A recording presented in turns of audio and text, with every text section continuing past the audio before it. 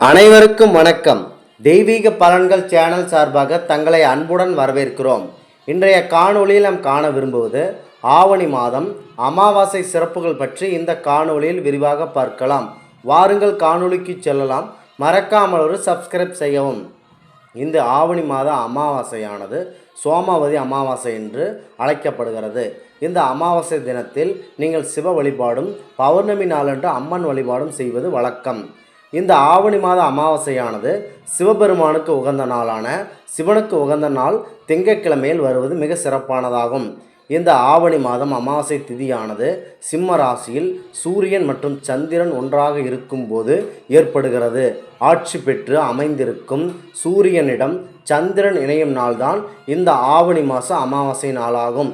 இந்த ஆவணி மாத அமாவாசை சுவாமவதி அமாவாசையானது முடிந்த பிறகு அவரவர் வசதிக்கேற்ப தான தர்மம் செய்யலாம். அமாவாசையில்தான் தர்மம் பல மடங்கு புண்ணியங்களை தரும் என்பது ஐதீகம்.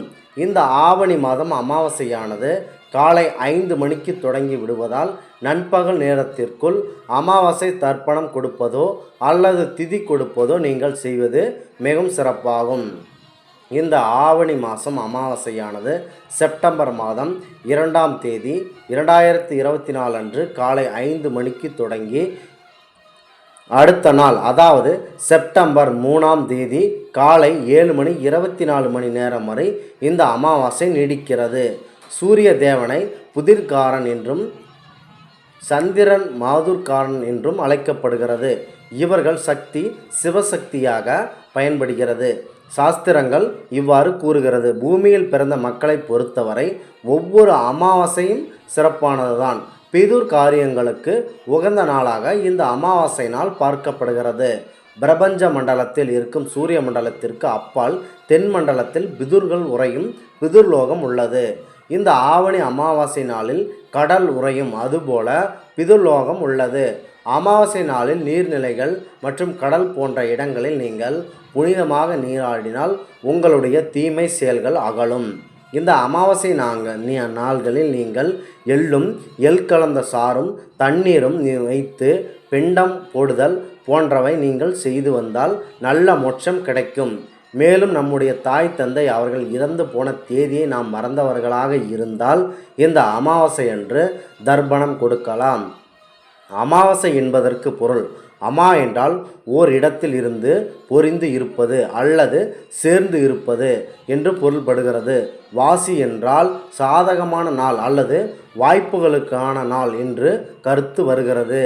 இந்த அமாவாசை நாட்களில் தேவர்கள் அனைவரும் மிக பெரும் தம்பதிகளாக உண்டு மக்களுக்கு அருள்பாலிக்கின்றனர். இந்த அமாவாசை நாள் நம் வீடுகளில் இருக்கும் கண் திருஷ்டி போன்றவை போக்கிக் கொள்ள பெருமளவில் பயன்படுகிறது. இந்த அமாவாசை நாளில் பெரியோர்களை மனதார வழிபட உகந்த நாளாகும்.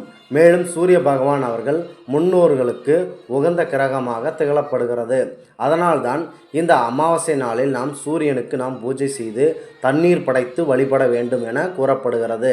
இந்த நாட்களில் நாம் எவர் இருக்கினும் அன்னதானம் மற்றும் தானம் தர்மம் போன்றவற்றை வழங்கினால் முன்னோர்களுக்கு நேரடியாக சென்று சேரும் பலன் கிடைக்கும்.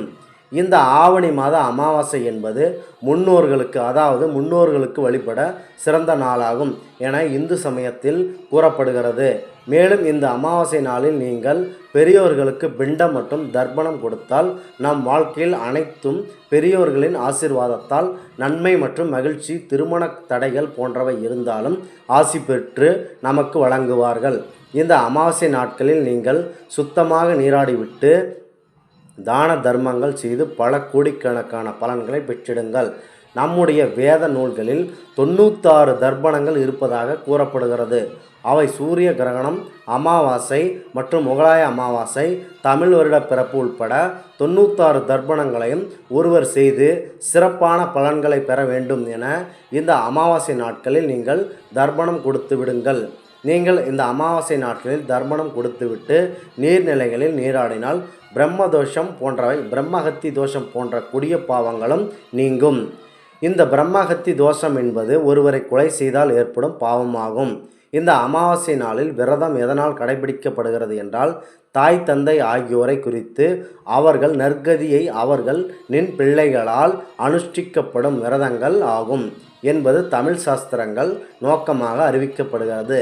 இந்த ஆவணி மாதத்தில் வரும் அமாவாசை நாட்களில் நீங்கள் தர்ப்பணம் மற்றும் அன்னதானம் கொடுத்து பெரியவர்களை வழிபடுவதால் நம்முடைய குடும்பத்தில் இருக்கும் பணநிலை மற்றும் தரித்திர நிலை நீங்கி அதிக அளவில் பொற்செல்வம் சேரும்.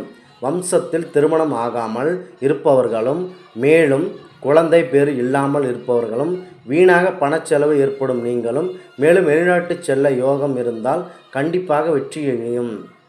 தொழில் அனைத்திலும் வெற்றியடையும். காரிய தடை விரைவில் நீங்கும். இந்த ஆன்மீக தகவலை உங்களுக்கு பகிர்ந்தமைக்கு தெய்வீக பலன்கள் சேனல் சார்பாக நாங்கள் மிகுந்த பெருமை கொள்கிறோம். மீண்டும் ஒரு நல்லதொரு காணொளியில் உங்களை சந்திக்கிறோம். நன்றி, வணக்கம்.